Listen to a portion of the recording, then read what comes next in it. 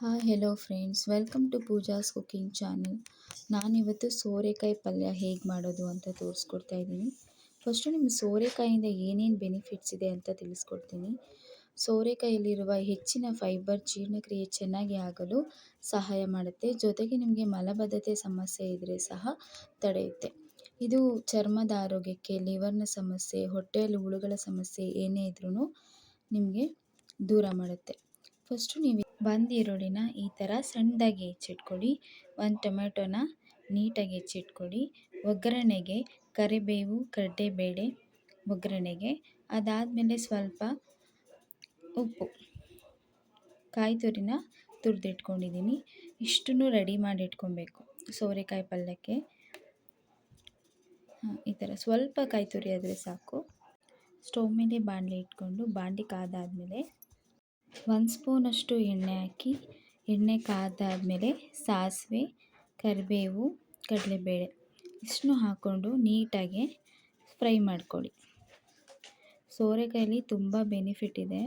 ಅದ್ರ ಮೇಲ್ಗಡೆ ಸಿಪ್ಪೆ ಕೂಡ ನಾನು ಚಟ್ನಿ ಮಾಡಿ ತೋರಿಸ್ಕೊಡ್ತೀನಿ ನಿಮಗೆ. ಈ ಥರ ನೀಟಾಗಿ ಹುರ್ಕೊಳ್ಳಿ. ನೀಟಾಗಿ ಫ್ರೈ ಆಗಬೇಕು, ಅದು ಕಡಲೆಬೇಳೆ ಬೇಯಬೇಕು. ನೀವು ಆದಷ್ಟು ಎಲ್ಲನೂ ನೀಟಾಗಿ ಬೇಯಿಸ್ಕೊಳ್ಳೋದ್ರಿಂದ ರುಚಿಯಾಗಿರುತ್ತೆ ಅಡುಗೆ ಕೂಡ.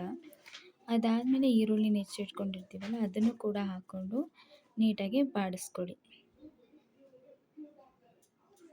ಈ ಥರ ಚೆನ್ನಾಗಿ ಬಾಡಿಸ್ಕೊಂಡು ಟೊಮೊಟೊನ ಹಾಕ್ಕೊಳ್ಳಿ. ಟೊಮೊಟೊ ಹಾಕ್ಕೊಂಡು ಈ ಥರ ಮಿಕ್ಸ್ ಮಾಡ್ಕೊಳ್ಳಿ. ತುಂಬ ಈಸಿ ಇದೆ ಈ ಸೋರೆಕಾಯಿ ಪಲ್ಯ ಮಾತ್ರ. ತುಂಬ ಟೇಸ್ಟಿಯಾಗಿತ್ತು. ನಾವು ಮನೆ ಎಲ್ಲರೂ ಕೂತ್ಕೊಂಡು ತಿಂದ್ವಿ. ತುಂಬ ಒಳ್ಳೆಯದು ಆರೋಗ್ಯಕ್ಕೆ. ಈ ಥರ ನೀಟಾಗಿ ಮೆತ್ತಗೆ ಮಾಡಿಕೊಂಡು ಸೋರೆಕಾಯಿ ಕಲರ್ ಬರಬೇಕು.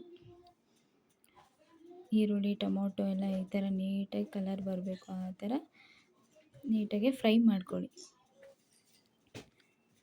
ಫ್ರೈ ಮಾಡ್ಕೊಂಡಾದಮೇಲೆ ನಾವು ಹೆಚ್ಚಿಟ್ಕೊಂಡಿದ್ವಲ್ಲ ಸೋರೆಕಾಯಿ ಹೆಚ್ಚಿಟ್ಕೊಂಡು ತೊಳೆದು ರೆಡಿ ಮಾಡಿ ಇಟ್ಕೊಂಡಿದ್ವಿ. ಅದಾದಮೇಲೆ ಸೋರೆಕಾಯಿನ ಹಾಕಿ ನೀಟಾಗಿ ಈ ಥರ ಮಿಕ್ಸ್ ಮಾಡ್ಕೊಳ್ಳಿ. ಹಿಂಗೆ ಅವ್ರು ಯಾವ ಥರ ಮಿಕ್ಸ್ ಮಾಡ್ತಾ ಇದ್ದಾರಲ್ಲ ಆ ಥರ ನೀಟಾಗಿ ಮಿಕ್ಸ್ ಮಾಡ್ಕೋಬೇಕು.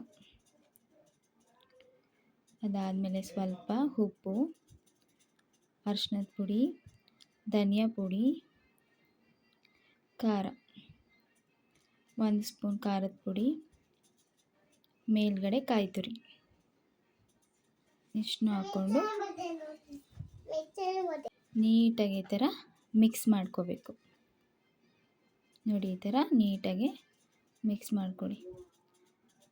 ಸೋರೆಕಾಯಲ್ಲೂ ನೀರಿನಂಶ ಇರುತ್ತೆ, ತುಂಬ ಒಳ್ಳೆಯದಿದು. ಅದಾದಮೇಲೆ 1 ಲೋಟ ನೀರು ಹಾಕಿ ಸಾಕು. ನಿಮಗೆ ತೆಳ್ಳಗೆ ಬೇಕಾದರೆ ಇನ್ನೊಂದು ಲೋಟ ನೀರು ಹಾಕ್ಕೊಳ್ಳಿ. ಗಟ್ಟಿಗೆ ಮಾಡ್ಕೊಳ್ಳಿ, ಚೆನ್ನಾಗಿರುತ್ತೆ. 1 ಲೋಟ ನೀರು ಹಾಕಿ ನೀಟಾಗಿ ಈ ಥರ ಮಿಕ್ಸ್ ಮಾಡಿ ಲೋ ಫ್ಲೇಮ್ ಮಾಡಿ ಬಿಟ್ಬಿಡಿ. ಅದು ಬೇಯುತ್ತೆ. ಈ ಥರ ಕುದಿ ಬರುತ್ತೆ. ಈ ಥರ ಕುದಿ ಬಂದಮೇಲೆ ಕ್ಯಾಪ್ ಹಾಕಿ ಮುಚ್ಚಿಬಿಡಿ.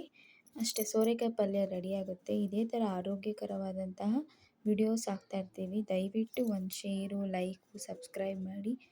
ಎಲ್ಲರಿಗೂ ನಮಸ್ಕಾರ.